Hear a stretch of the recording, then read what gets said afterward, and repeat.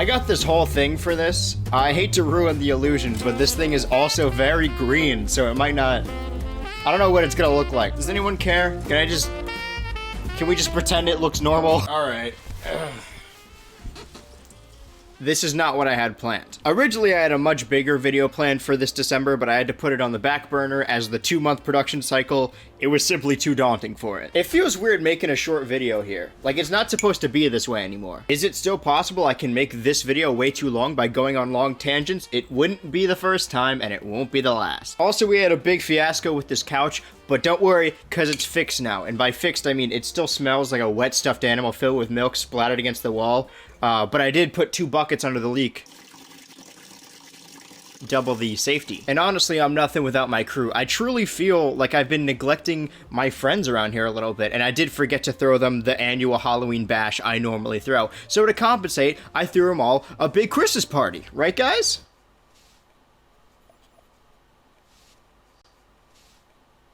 Of course, they're all at the Christmas party right now, and I'm here because I have to do this, so I'm not at the party that I held, but it's fine. Sorry, let me rephrase that. No one has a gun to my head and is making me do this, but the constant march of time scares me a lot, so I know, like, oh, if I don't do this now, then when? I could be dead very soon. Also, I don't want to be accused of stealing, so I gotta do this at least this year before someone else does. That being said, everyone has talked about this. I'm not the first person to talk about this movie or special or whatever you want to call it. I'm sure I won't be the only person this year, this month, releasing this video. I'm sure a bunch of people will release more videos about it while I'm working on it. It happens a lot. Everyone on the same website talks about the same Christmas special, but there's a reason for that. Much like Scary Godmother 1 and 2, this film aired every year on the Cartoon Network multiple times since its release in the 2000s. Sorry, normally when I say the 2000s, it's, you know, that entire decade, but this came out in the year 2000. I'm just not used to saying that. As far as I'm concerned, I was born in 2001.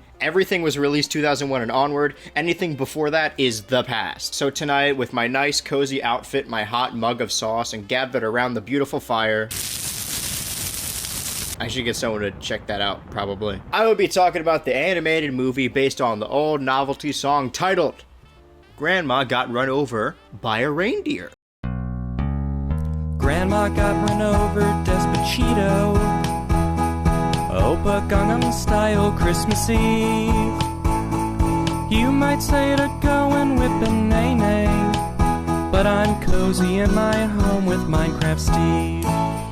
Now she's popping off that... Okay, so, where did the song start? Actually, I think this video might have the potential to also be long. If you're wondering what a novelty Christmas song is, it's exactly what it sounds like. Basically, songs that tell a story mostly about Christmas and then are all eventually made into novelty films. Rudolph, Frosty, Santa Baby, and if you're really terrified of being perceived as gay, Santa Buddy, not to be confused with The Snow Buddies, which is the extra installment in the spin-off series Air Buddies, which is a spin-off of the movie series Air Bud. My point is, this was a song long before it was a movie, if you want to call it that, written by Randy Brooks and performed by Elmo Shropshire and Patsy Trigg. So of course WB heard the song and knew it had to be a movie. I mean, it has such rich source material. While drunk on eggnog and off her medication, she staggers out into a snowstorm despite everyone imploring her not to. I guess I kind of remember that, but I didn't know what eggnog consisted of as a kid, and when I heard medication, I assumed it was like old people medication and not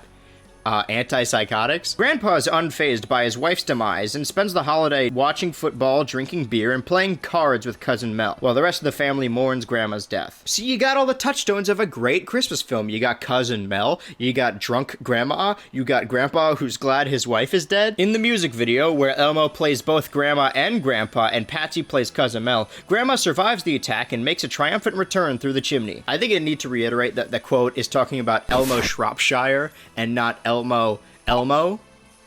though that would make it better. This is not the last we're gonna see of this Elmo guy. Apparently, he narrates the movie, which I do kind of remember. I remember finding the narrator annoying. Oh, look, this thing was made in America. That's where I am. Oh my god. The film subsequently aired on the CW, the successor to the WB. The more I try and talk about news subjects that have nothing to do with what I talked about prior, I keep getting dragged farther back in. It's a vicious cycle and I'm stuck in the death loop. Unfortunately, I'm too far gone. Okay, but how does one stretch a 3-minute song into a 51-minute movie? Like this. Grandma Got Run Over by a Reindeer, the movie, starts off like any classic movie. PNG of the logo on a white background. It could just be nostalgia, like most things are for me, but I would be lying if I didn't say the opening didn't make me feel some type of way. Look how cozy this little town and hut look. I love Christmas. If you think about it, aren't we all nostalgia critics? We could all be on our high horse, on our pedestals and be like, I make long video essays. I am an analytic. I am a genius. I am an academic. We're all nostalgia critic. Why hide it? A lot of the time when I talk about charming little things from my childhood, like Scary Godmother or, wait for it, My Babysitter's a Vampire, I understand that they aren't, like, great, but I find them charming in their weirdness, and I can talk about how good the charm is.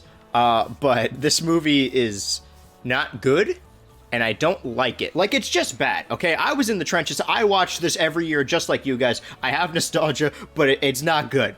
It's not. I'm sorry you have to hear this from me, kids, but straight-to-TV novelty Christmas movie isn't as good as you thought. Speaking of breaking bad news, why does no one in this universe believe in Santa? I am not the first person to make this observation. It is entirely prevalent in almost all Christmas stories, mostly modern ones. I talked about it a lot in my fucking Santa Claus video. Watch that. Ew, beware. If Santa exists in this universe, and we know that he does because he violently hits and runs Grandma, why are all the adults, and why are all the characters dismissive of Jake? He's the main character, by the way. What do all adults and parents around the world think? Oh, I guess the mailman delivered these like he does I'm not going on this tangent again. I've already done it before. This film, if you want to call it that, is narrated by our guy, Elmo. This Elmo. But it's narrated in the past tense. It's an old man looking back on his life to tell the story of his childhood, but it seems pretty timely. Jake is an internet nerd, and they make a big stink about fake trees. This is most likely just set in the 2000s, if not the year 2000. So a kid in the 2000s grows into adult Elmo, who is talking in the past tense about his childhood. Elmo was 64 when this movie was released. If the actions of this film, of what we're seeing, take place in the year 2000, that means the narration we're hearing takes place probably around the year 2070, which is a horrifying concept. It's good to know that the concept of Christmas still sticks around after the planet explodes. This is the dumbest in medias res moment I have ever seen. You know how Ratatouille starts off with the, yep, this is me. Grandma gets run over, the song plays, then we jump back a little, then 10 minutes pass, and then she gets run over and the same song plays again. There it is. Check it out. It was a one-of-a-kind place. She carried all kinds of stuff year-round. She sold decorations, handmade toys, at least one of anything you could imagine for the holidays. Oh, of course. No one else has thought of having a Christmas store that sells sweets and decorations. She's truly bringing this corporate hellscape to its knees. I will say that Grandma gives away a gingerbread house to someone who can't afford it. That's pretty based of her. Then a CEO comes in to join Storytime and try and buy out her store just so he can own everything that's ever existed, and she tells him to go kick rocks. This lady is cool. You're not a businesswoman. You're an old fruit. Whoa! You can't just say that. Well, I guess 2000 was a different time. I know damn well this movie's native language is English, and yet every scene looks like a poorly dubbed over anime. The voices just don't line up. Everyone have a Merry Christmas. You too. Things have to change. This store can't get rich selling holiday pastries on credit. I've been on the internet for a very long time, and I like to think that I at least have a basic understanding of comedy. Sometimes you'll see a meme online, and it runs on a couple seconds too late, and it ruins the punchline. I'm serious. Cutting off a line at the exact right moment to avoid silences can not only make something funnier, but allow the flow of a conversation to flow better if you're talking with multiple people on multiple lines. In real life, people don't have NPC silences before and after speaking. People cut each other off. People talk as soon as they can because they really want to talk while also listening. I just brought this up so you could see how uncomfortable this 1 second difference feels. Manufactured by the Cityville Own All Corporation.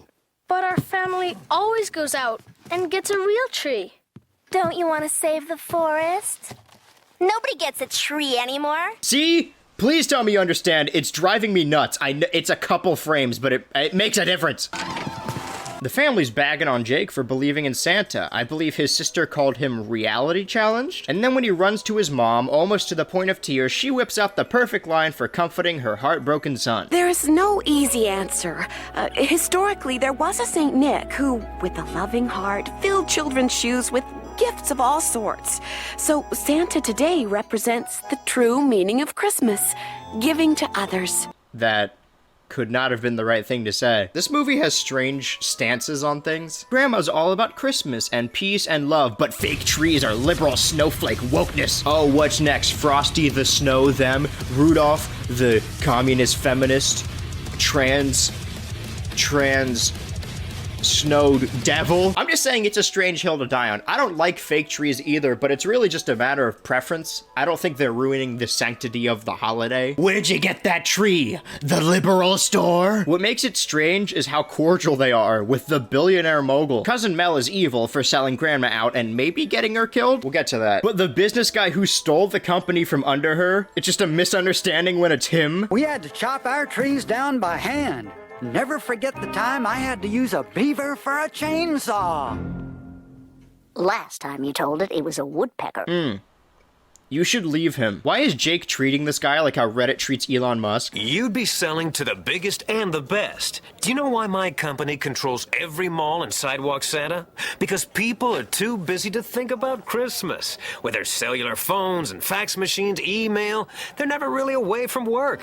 I don't know Elmo's involvement in this story, but it certainly sounds like something a 64-year-old would say about the youth in the year 2000. Hey, remember when they all thought technology was gonna stop working that year? Like, just out of the blue. Kids these days are too preoccupied with their fax machines and their emails. They don't appreciate the true sanctity of the holiday. The war on Christmas has never had higher stakes. This dude is even more like Elon than I thought. He says he's got the perfect plan for his new empire and then unfolds a crayon drawing. If it helps the argument, Grandma is not much smarter. Jake, do you think I should sell the store? Are you kidding? I love this place.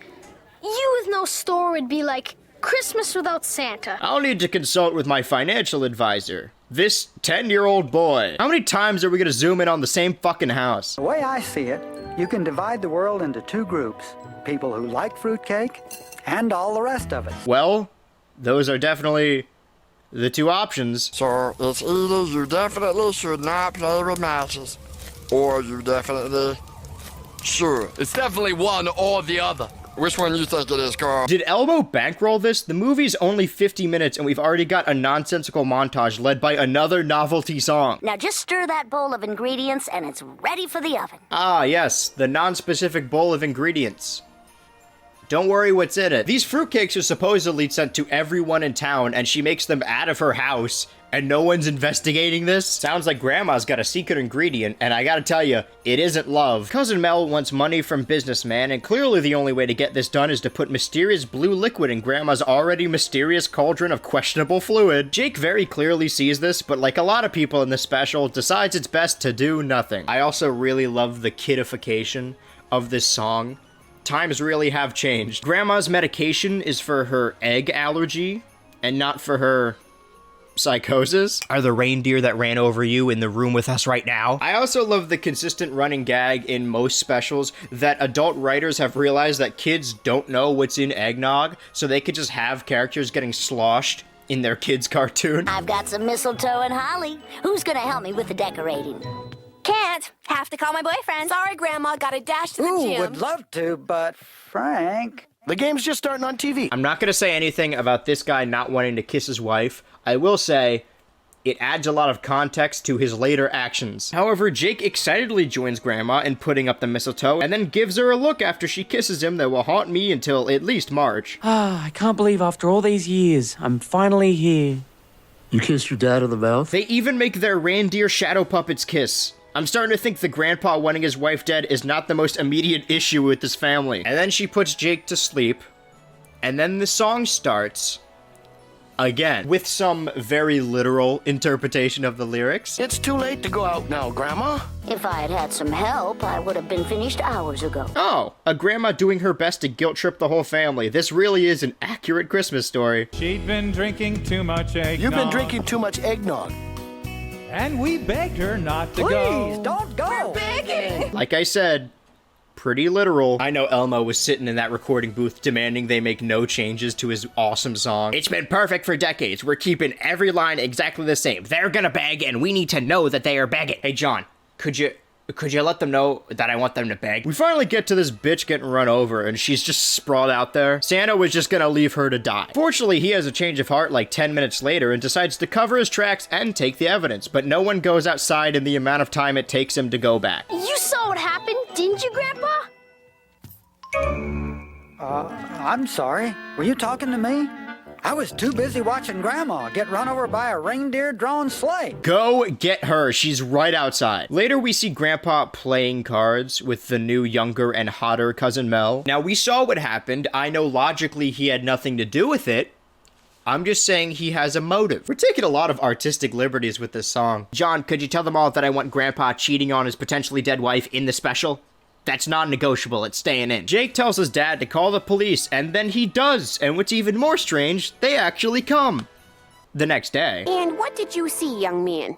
I saw Grandma get run over by a reindeer.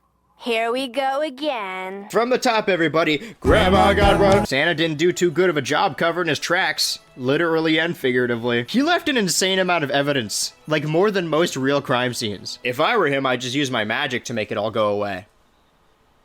Not that I wouldn't do that. That's not me. I wouldn't do that. When we found her Christmas morning at the scene of the attack. See? She had hoof prints on her forehead and incriminating claws marks on her back. I think things that are really juvenile can be potentially funny. I feel like, just the way your life goes, there's kind of a loop when you reach adulthood, or maybe it's just a societal thing that's been happening recently, where when you're a kid, you call people poopy head and stinky, and then when you grow up a little bit, you're like, that's dumb, I'm not calling people that. And then when you're in your 20s, someone calling you a poopy head or stinky is really funny again because of how juvenile it is, and it loops around. Basically, what I'm trying to say is that the dog's name is Doofus, and in the year 2022, I find that pretty hilarious. Grandma went missing for months.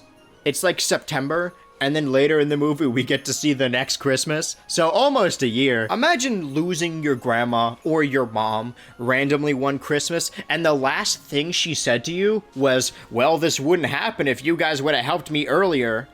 Even in death, she's guilt-tripping. That would ruin you. What a terrible thing to say to people. Grandma's Christmas gifts remained unopened, and people dressed in black. At least the sister got an emo phase out of her grandma's death. All Jake got was a terminally online phase. Wonder if anyone in this anime message board believes Santa exists either. Our boy Elmo, or future Jake, lets us know that no one's coming to the store anymore, and it's real convenient that the best way to convey no customers coming in is to have a still frame of the store from the outside. Cousin Mel goes on a date with Grandpa, which we have to assume is a regular occurrence, and then he sings a song about Grandma hanging out with dead people, one of whom is Elvis, which we all know damn well does not like his ladies old. And then someone throws old lady panties on him because they like his song so much, but I think Grandpa likes him younger too. Not Elvis young, that's too young. Maybe just a little younger than Grandma, maybe of the orange-haired variety. It's been brought to my attention that a lot of people found, and let's be honest, still find, Cousin Mel attractive. But as a kid, I was a little preoccupied with other mean women. After Grandpa's "I'm glad my wife is dead" song, he signs the rights away to the shitty little store they own, and this is apparently the end of the world. Grandpa, how could you do that? I thought I was helping. Talk about having your cake and eating it too. That doesn't... You can't just say things. It's not applicable here. Also, you're sitting. Yeah, but on an exercise ball. Okay, AKA... What? AKA what? What are you waiting for me to talk? All right, let's talk. Waiting for you to finish. AKA means also known as. Okay, I didn't know that. Jake won't let this corporate merger stand. He's got to use his freedom-fighting rebellion to fight the system.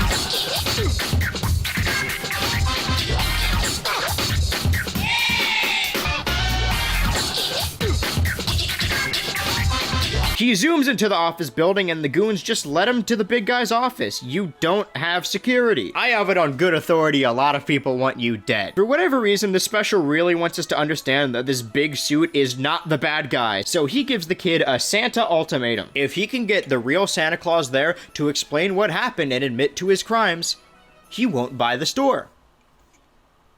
for some reason. I guess I'll give the film props for not making a stereotype in the only situation where a stereotype is okay, the big suit. No, the only ontologically evil people are these two vile women. Who are you?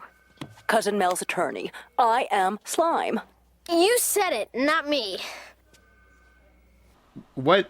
Is there supposed to be like a laugh track here? Are the Marvel fans supposed to freak out about this scene? Also, you can't name a character that and then make a joke about that name. That's not an observation. You made that name. That's like making a show and dressing up your extra as like a mime, and then your main character comes in and is like, oh, get a load of this guy, he looks like a mime. Like, yeah, you brought him into existence. He was born a mime and he will die a mime. Thus is the horrifying nature of mimehood. Now, Austin, darling, why don't we go somewhat romantic and consummate this deal?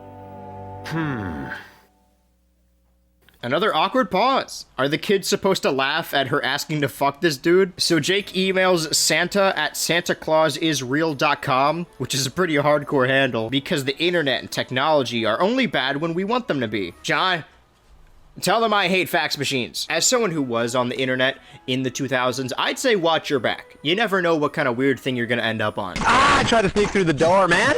Can't make it. Can't make it. The shit's stuck. Out of my way, son! Now we know Santa's a repeat offender. Grandma is bedridden because she got hit and run amnesia, and she's situated perfectly across from two other beds with two other bedridden elves. Just out of principle, I say don't trust the man with the injured employees room on standby. How often does this happen that you already have a setup ready for it? What creature is even capable of hurting magical elves? Well, the head elf breaks into Jake's room, and because he just sent out an email to a stranger he doesn't know, he is not perturbed by this at all. The elf does the ET gimmick. How cute. Now he's following the stranger to his magical faraway place. I already made a joke about the Elvis thing. I fear that YouTube may delete me if I make another one. Jake lets his grandpa know that he's running off with a strange little man, and he has to play it cool like his whole plan isn't falling apart. I mean, he doesn't know that grandma is alive, so honestly, the only person against his scheme and his crimes is this kid who is about to mysteriously go missing, so that seems like a positive. And then we get another Elmo original about how kids today are too rotten, so Christmas is canceled. John, could you let them know also that I hate the youth and I want that in the special?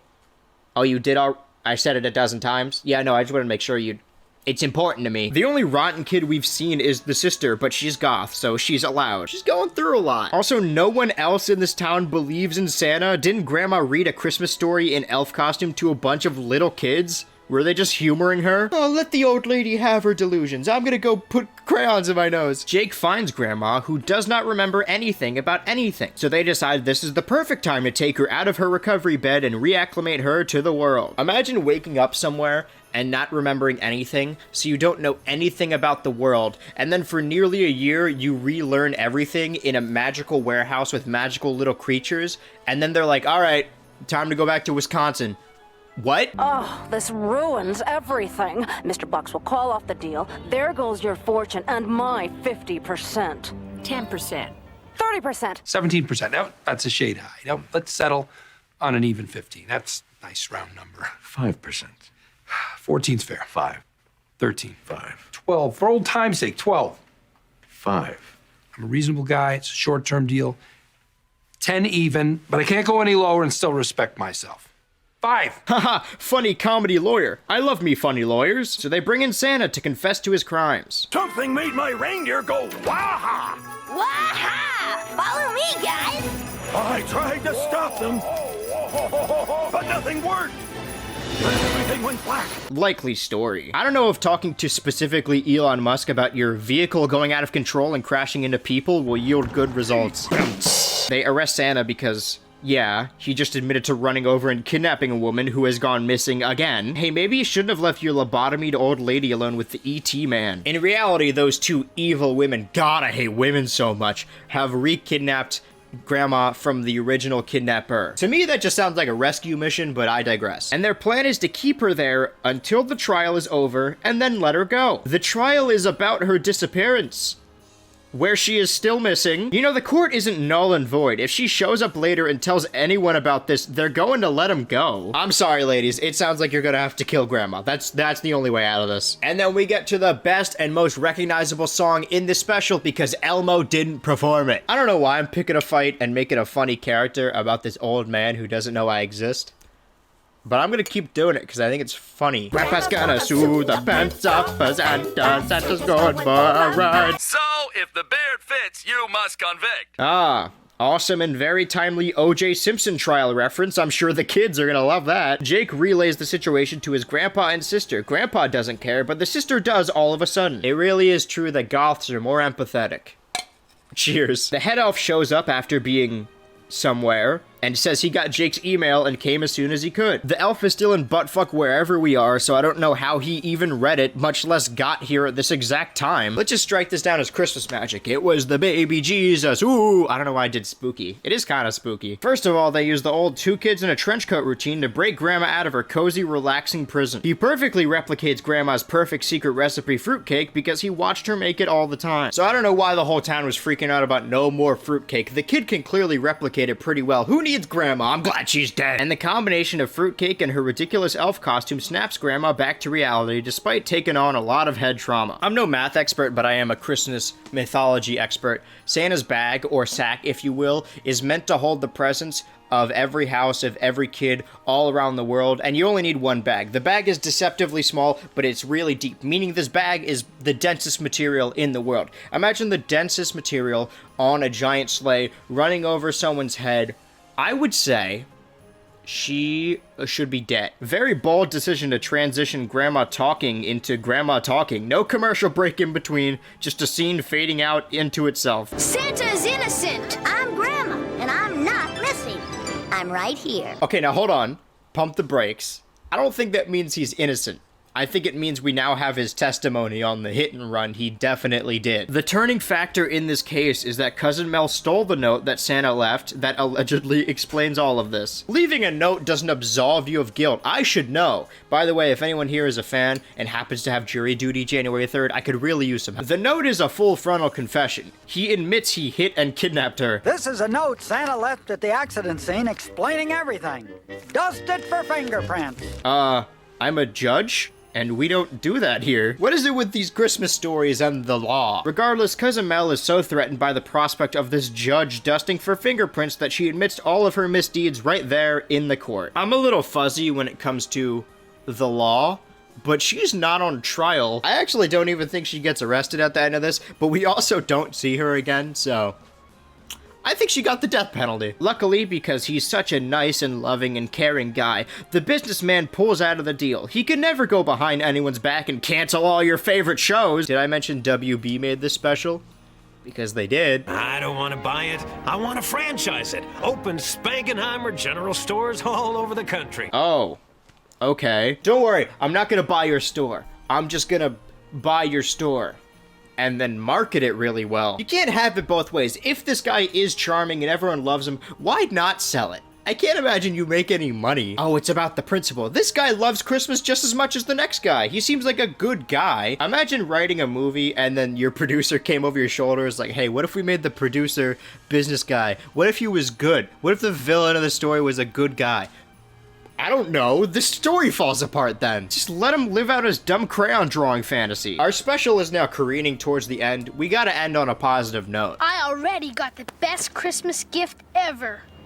I feel the same way.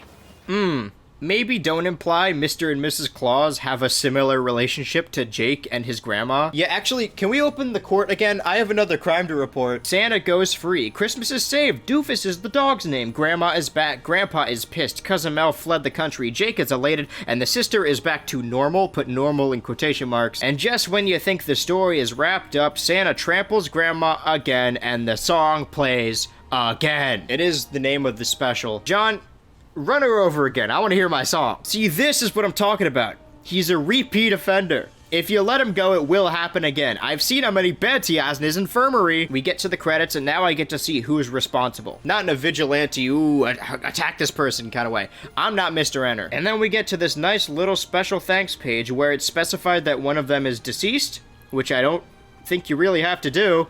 It's still a thanks. Shirley Kratzworth Shane, 78, car crash. In memoriams don't usually include how they died. Shut up.